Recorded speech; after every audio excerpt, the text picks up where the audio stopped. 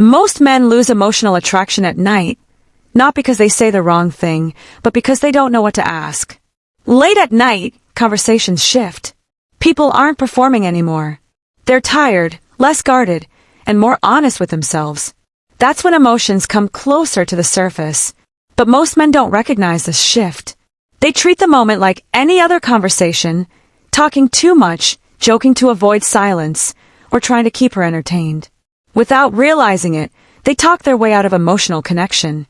The real issue isn't confidence. It's awareness. Emotional attraction doesn't grow when you try to impress someone. It grows when the other person feels safe enough to slow down and speak freely. At night, that window opens briefly. If you miss it, the conversation stays shallow. If you rush it, she closes back up. When you ask the right question at the right moment, you're not forcing intimacy. You're inviting it. A good question tells her you're paying attention, that you're present, and that you're not in a hurry to control the outcome. That alone separates you from most men. And when a woman feels that kind of calm attention, something shifts. She starts talking without filtering every word. She shares things she normally keeps to herself. Not because she was made to open up, but because she feels no pressure to protect herself. That's what changes everything. The dynamic moves from surface-level interaction to emotional connection. You stop being just another voice in the conversation and become someone she associates with clarity, comfort, and understanding. It's late at night. The day is over, distractions are gone, and the energy is different. The conversation naturally slows down. There's more space between words. She isn't multitasking or rushing anymore. Her guard is lower, not because she's trying to be vulnerable, but because she's tired of holding things in all day. Her mind is quieter, and when the mind gets quiet, emotions start to surface. This is a moment most men don't know how to handle. Instead of recognizing the shift, they get uncomfortable with the silence. They start joking too much to keep things light. They talk about themselves to fill the space. Or they try to impress, thinking attraction comes from being interesting, funny, or clever. What they don't realize is that this behavior does the opposite. It keeps the interaction shallow. It signals nervousness and a need for validation, even if that's not their intention. Stoic men respond differently. Not because they're trying to play a role, but because they understand timing and emotional rhythm. They don't rush to fill silence. They don't feel the need to perform. They allow pauses to exist without anxiety. Silence, to them, isn't awkward, it's information. They listen more than they speak. And when they do speak, they ask questions that don't feel intrusive or strategic. The questions feel safe, grounded, unforced. They're not designed to impress or extract anything. They're designed to understand. That's the key difference. Attraction isn't built by talking more, explaining yourself, or proving value. It's built when someone feels seen without being judged and heard without being interrupted. When a woman feels that kind of understanding, her body relaxes before her mind even catches up. She doesn't feel managed or analyzed. She feels comfortable being real. And comfort is where emotional connection starts. The Stoics believe that real power comes from restraint, not force. From the ability to control yourself instead of trying to control the situation. Marcus Aurelius wrote about staying steady regardless of what others do. Epictetus warned against trying to pull outcomes toward you. That same principle applies here, especially in conversations that happen late at night. Modern psychology backs this up. As the day ends, the brain shifts. Logical defenses soften. People stop performing and start feeling. The part of the mind responsible for managing impressions gets tired, and emotional awareness moves closer to the surface. That's why late-night conversations feel different. But this openness only lasts if there's no pressure. The moment someone feels pushed, analyzed, or led toward a specific outcome, the door closes. That's where most men fail. They hear deep questions and think it means being intense or overly personal. It doesn't. These questions work because they're open-ended and non-threatening. They don't corner her or demand vulnerability. They simply give her permission to talk at her own pace. You don't ask all 6. That would feel forced. You ask 1, maybe 2, and then you stop. The power isn't in the number of questions. It's in how comfortable you are after asking them. The first question, what's been on your mind lately that you haven't talked about much, doesn't assume anything. It doesn't pressure her to reveal something dramatic. It just acknowledges that everyone carries thoughts they don't always share. If she wants to go deep, she will. If not, she won't.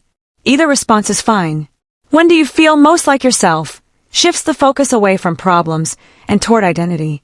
It reveals what grounds her, what environments or moments make her feel real instead of performative.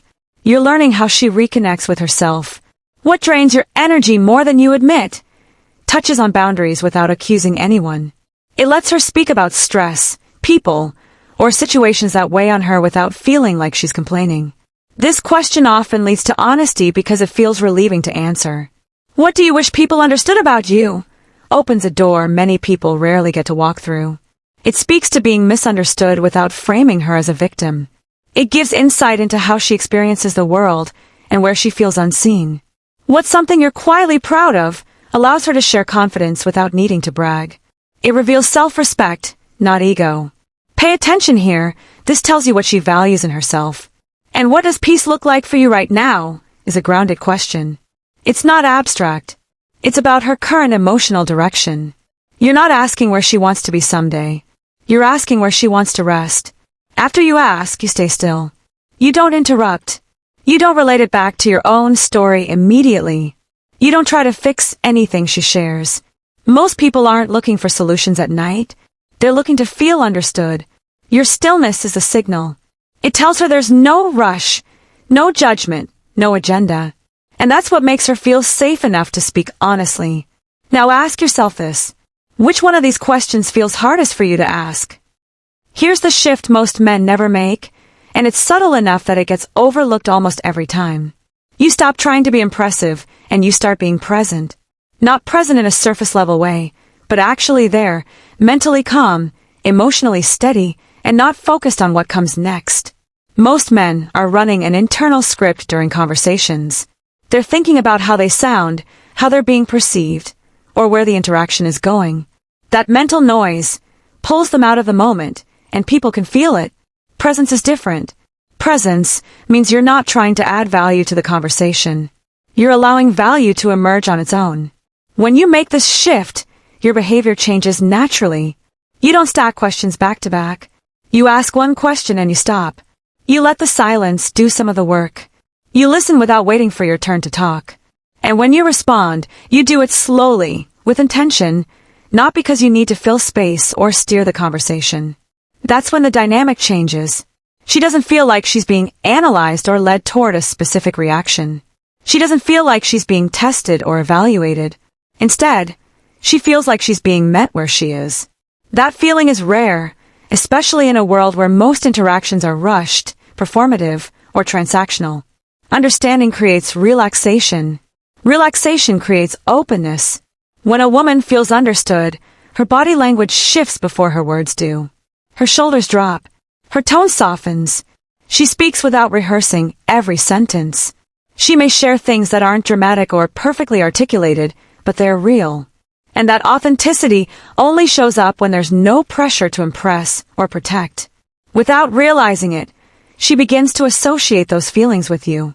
Calm, clarity, emotional safety, not excitement built on intensity or chaos, but a steady sense of comfort. That association is powerful because it's subconscious. It's not something she talks herself into. It's something she feels. This is what Stoic attraction looks like in real life. It's not passive and it's not forced. It's grounded. It comes from self-control, not strategy. You're not trying to pull anything toward you. You're standing still and allowing connection to move naturally. Most men never reach this point because they're too focused on outcomes. They want reassurance, validation, or momentum. But the moment you stop needing something from the interaction, you become someone others feel safe leaning into. That kind of presence builds trust. Trust leads to desire. And desire built on trust lasts longer than anything built on excitement alone. If this way of thinking resonates with you, if you're more interested in depth than noise and clarity over chaos, then this channel is for you. Subscribe to Daily Stoic Mindset if you want to develop calm confidence, emotional control, and presence that carries weight without trying to dominate. These ideas aren't about manipulation or tactics. They're about mastering yourself first. Like this video if you value conversations that actually mean something. Comment, come, if you understand that real power isn't loud or rushed, it's controlled. Because the man who listens without needing to control the moment isn't forgettable. He's rare.